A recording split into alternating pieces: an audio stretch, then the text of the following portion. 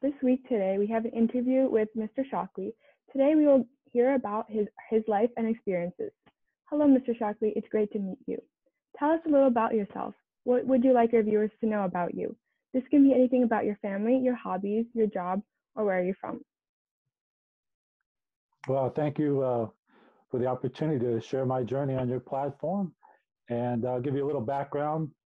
I retired from the U.S. Navy after 22 years on active duty.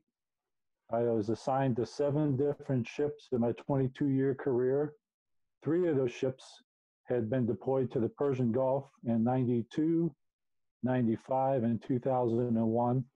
And then for my last 2 years, I was in Bahrain, a little island off the coast of Saudi Arabia, for the last 2 years in direct support of Operation Enduring and Operation Iraqi Freedom. And then I retired, and fast forward till I retired in 2003, and fast forward to 2012, where I underwent my first and only colonoscopy. And the results revealed 100 polyps embedded throughout my colon, rectum, and anus. So I was referred to a certified genetic counselor for germline DNA testing. The results revealed a mutation known as attenuated familial adenomatous polyposis. I know that's a mouthful, so the acronym is AFAP. Now this mutation, it's an autosomal dominant germline mutation. There is estimated less than 0.03% of the global population will be impacted by this mutation. It has a later onset, so individuals, if they were going to have this mutation, they would be diagnosed between 50 and 55. And I was 51, so I was right there in the window. Now, it's important to note that the mutation was discovered by Dr. Henry T. Lynch. He's the founding father of hereditary cancer research. He was at Creighton University. Among other titles he had was the director of preventive medicine. And my certified genetic counselor and colorectal surgeon in Hawaii at Triple Army Medical Center, where I was being treated, they were colleagues of Dr. Lynch. So 7 months after my surgery, Dr. Lynch came to Hawaii to do some academic lectures. So I got to sit down for an hour and 50 minutes and pick his brain. And then as a result of that, we've remained in contact through the years. Now I have to undergo routine surveillance of my stomach and small intestine because the mutation will and has manifested in those areas. So what I would do is take my pathology report and send that over to Dr. Lynch to review and give me his feedback and insight. Now, 2 months ago, I just had my recent endoscopic procedures. What they do is they perform an EGD, a side view scope, and a single balloon enteroscopy. Now, their latest results revealed that the mutation is manifesting into the beginning of my small intestine, the jejunum. So its recommendation is to undergo what's called a pancreas-sparing duodenectomy resection. And what they'll do is they'll take the duodenum, part of the jejunum, and the gallbladder, and then do the bile ducts for the pancreas. Now I've been referred to Stanford University Cancer Center. I have one of the nation's leading pancreatic cancer surgeons. The surgery, I've requested it to be the 1st of March of next year. So that's where we're at right now. And in the meantime, I'm just, continuing my advocacy efforts. I'm an advocate for ostomy awareness, hereditary colon cancer syndrome awareness, not just locally and nationally, however, internationally. So I am working on an initiative for a hereditary colon cancer awareness week. I'm looking to get the fourth week of March designated as HCC Awareness Week. I was residing in Texas 2 years ago, and I initiated the campaign. Was able to get the sponsorship of Senator Donna Campbell. And next month, Texas 87th legislature session begins, and my HCC awareness resolution is an agenda item on their for their session. So what I'm looking to do is to have a concurrent resolution in Texas for designating the fourth week of March as HCC Awareness Week.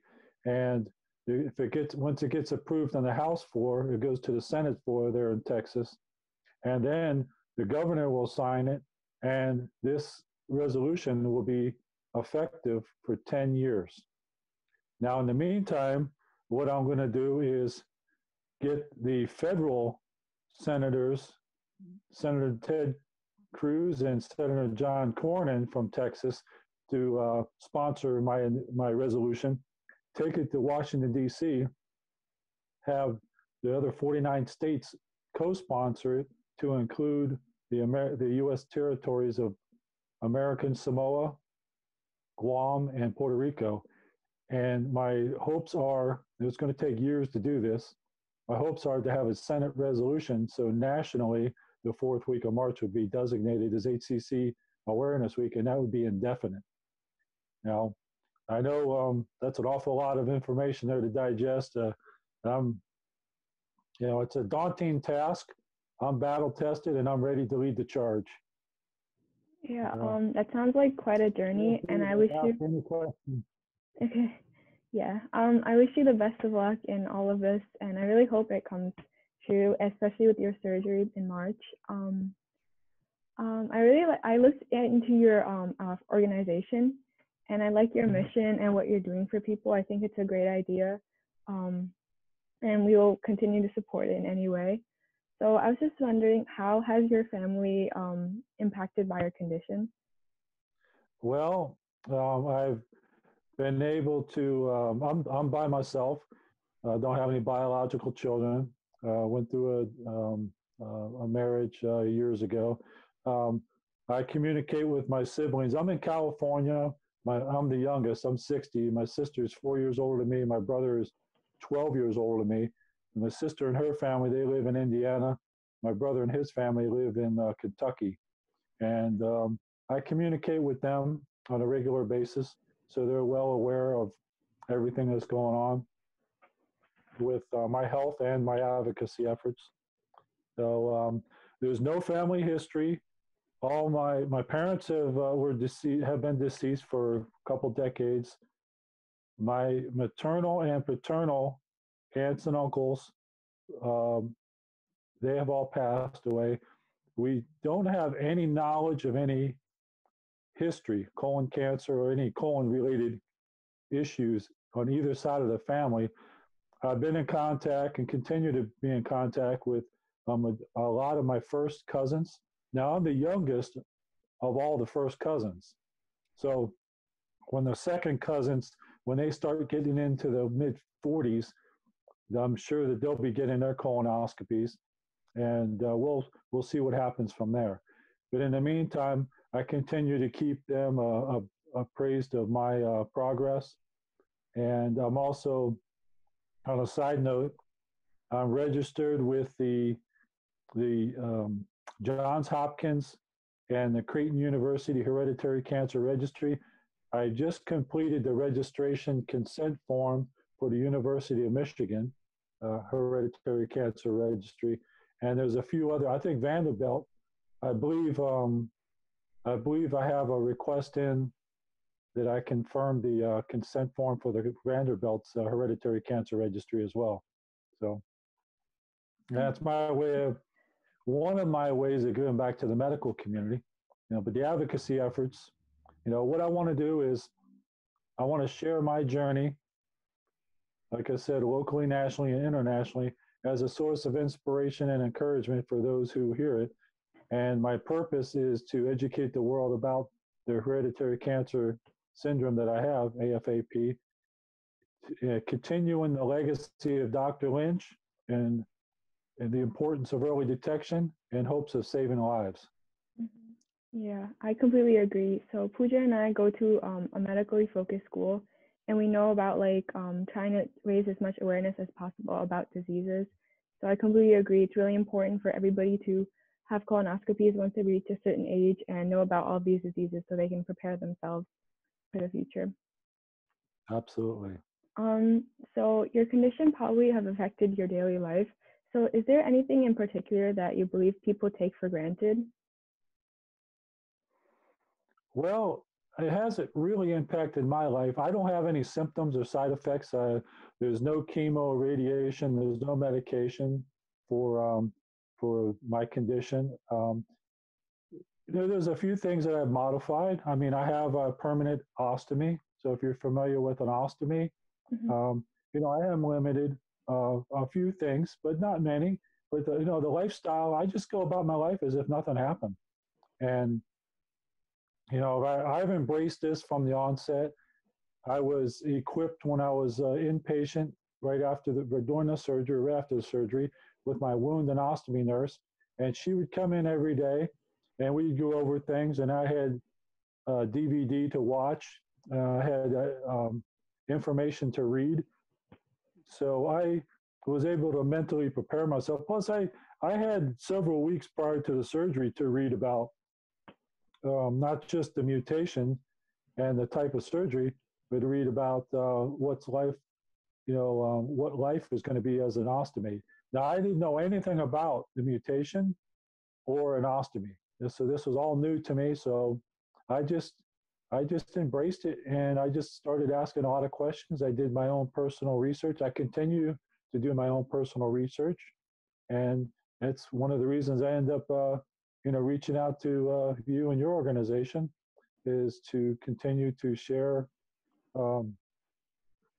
share my journey. It's been exciting. I mean, I really enjoy it, and I'm looking forward to just, continuing to reach out and in hopes of inspiring and encouraging those, not just the ostomates, but just individuals and patients in general, as well as their family members, their colleagues, caregivers, because we're all in this journey together, and anything we can, I can do to be a source of inspiration, that's what I'd like to do. I mean, I send out positive thoughts, positive vibes. I get that back tenfold. So, it's just, there was a movie, what was it, about 22 years ago, there was a movie that came out called Pay It Forward. And my life is like that movie, Pay It Forward. I'm just giving back to the medical community and to the society on, how I overcame adversity with this condition that I've been diagnosed and having an ostomy.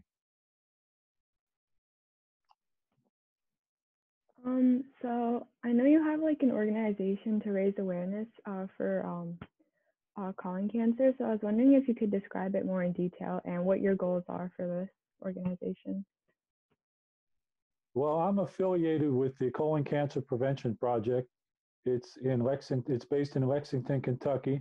I've collaborated with them for a little while, a short time. It was founded by Dr.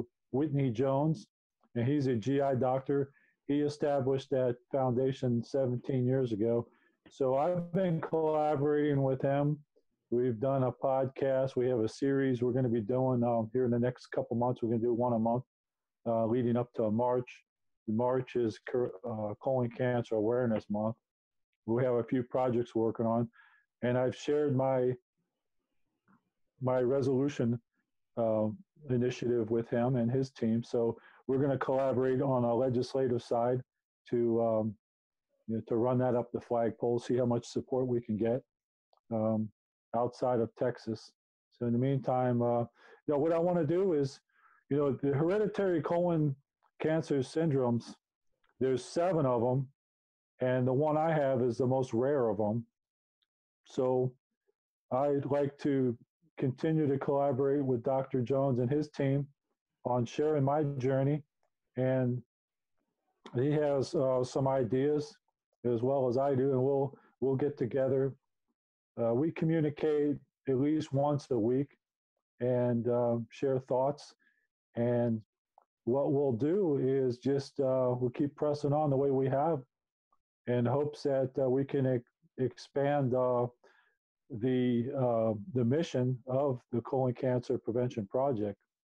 So I know I have a call. I'll be on a Zoom call with him tomorrow morning at 6 o'clock my time for part of his one of his Zoom calls. I'll be a guest on. So, but we have to get the word out there, and it's not just nationally; it's internationally. So there's, like I said, the resolution is going to be, that's the big thing that I'm working on. We just finished up with the Ostomy Awareness Day campaign. That was the first Saturday of October. So the next big campaign is going to be the last day of February, Rare Disease Day. And then March, of course, is Colon Cancer Awareness Month. But in March, I'm focusing on the 4th week being Hereditary Colon Cancer Awareness Week. So, but Yeah. anyway, I hope that helps out. Yeah, it's pretty amazing. And we also love to create content and post on our social media. So if you like our assistance in any way, please feel free to reach out. So my final question is, based on your experiences, what advice would you have for other people trying to advocate for rare diseases and bring about change in the community? And what do you think is the most important lesson that you've learned?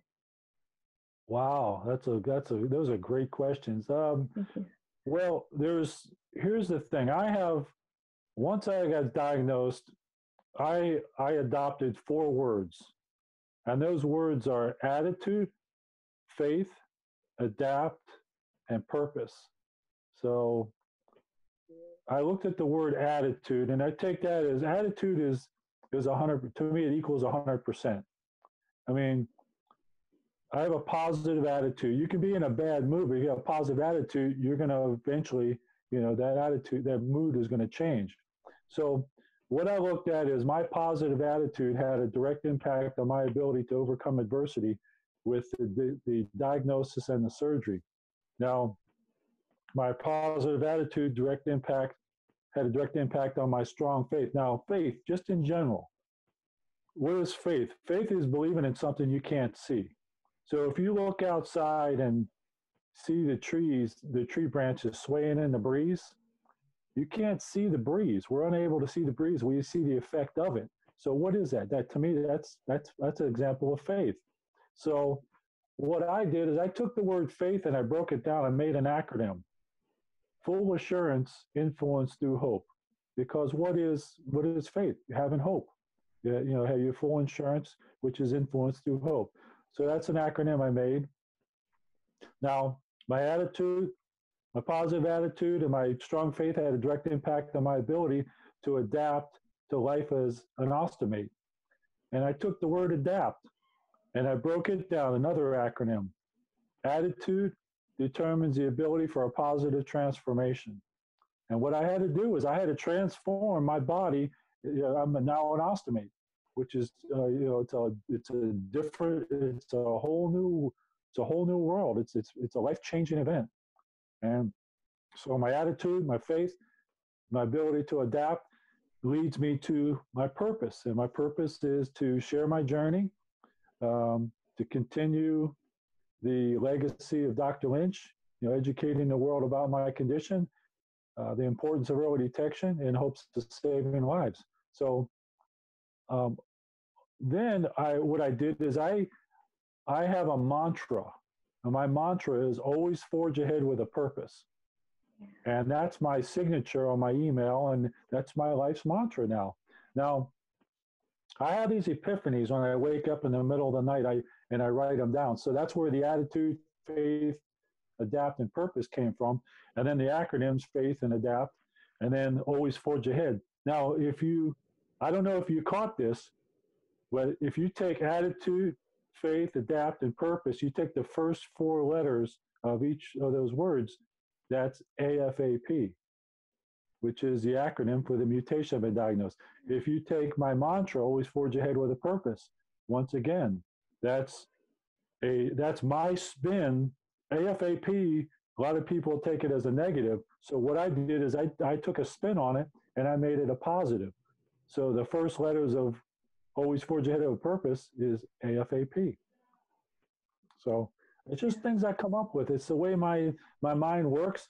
And if it's, it sounded great, and I just went with it, and I share it, every opportunity I have. So in other words, the key too is the individuals. I highly encourage them to speak with their family members and speak with their medical team and see if there's a family history. It really doesn't matter what age, because the more knowledge, the more information you have now, um, before you go for your colonoscopy. I mean, if there's a family history, they're going to be going. They may be screened for a colonoscopy, possibly in their 20s, even sooner. It all depends. So, but talking to the family members, talking to your close your colleagues, have an inner circle and communicate with them. But it's always important to keep an open dialogue, with your medical professionals and your family members. So I hope that answers the questions. It did. Thank you so much. That's all I have for today. Is there anything else you would like to say? I just appreciate the opportunity. If there's anything in the future you'd like to collaborate with, feel free to let me know. We can possibly, if you want to do a blog or a podcast. We've got Rare Disease Day coming up. I would love to be on your platform for Rare Disease Day. If you want to line something up, let me know. And then if you want to do something with Hereditary Colon Cancer Awareness Week, which would be the 4th week of March, if you want to do something with that, feel free to let me know. That'd be awesome. And anything in the meantime, if you come up with some other ideas, let me know. If you need any photographs, I can send some over to you. You've probably seen some of the articles already out there. So if there's any photographs in those articles that you would like to utilize, if you want to make a banner for your organization, feel free to let me know. I'll send you over those photos. Then you can use them and create some banners. And then I would love to have some banners that I can put on my social media. I'm on Twitter, Instagram, and Facebook, and I would love to do that, on your behalf. So plus it promotes your organization, because I have a lot of colleagues out there that are following me, and some of them have rare diseases. So that would be pretty interesting to see, get their feedback on that. Get their response on that. Yeah, that sounds amazing. We actually have a lot of things planned as well, so we'll reach out to you if we have any questions or concerns. Pooja, is there anything else you'd like to say? I just wanted to say thank you so much for joining us. I learned a lot from just listening to you talk, and I think you brought up a lot of really good points and good lessons to take along in the future. Oh, well, thank you very much. Thank you. And by the way, I got to ask you, are you all collaborating with a doctor in Bangalore, India? Yeah, Dr. Shamala. Yeah. So am I. We're working on a project together. We actually offered her to be one of our ambassadors. So yeah. That's awesome. Yeah, we're working out. We did a podcast. She's going to have that on YouTube here probably the next week. I'm working on a couple other things for her, and then we're going to. She wants to do a couple articles, so we've already been communicating on Instagram, and we did a call last week. Actually, we do several calls. I think we do about one call a week, and it's been amazing. So that's the thing too is I just love the internet. I mean, I traveled the world in my Navy career, so in 22 years I've visited 22 different countries, Wow. and spent a lot of time in the Middle East my last several years. So any opportunity to I'm collaborating with the Find a Cure organization and Rare Revolution magazine out of the UK, Bigger Life organization out of Ireland. And last month, on behalf of Find a Cure organization, they have a rare disease student voice. And I was paired with a medical student in her 4th year of medical school in Scotland at the University of Dundee, and she's from Singapore. And it's a contest they have where they pair a medical student with a individual who has a rare disease. So here I am in California, get paired with somebody in Scotland. How cool that is. So the results of that will come out in about, I think they're coming out next month sometime, if I'm not mistaken. So we'll see.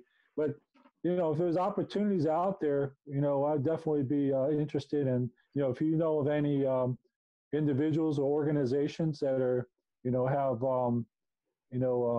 a focus of pertaining to a rare disease, specifically hereditary colon cancer, that'd be awesome. But in the meantime, let's just, let's brainstorm to see what we can come up with in the next couple months. Yeah, definitely. Awesome. All right. Thank you so much for joining us. Right. Well, thank you very much. Y'all have a good day and stay warm and stay safe. Okay, you You too. too. Have a great day.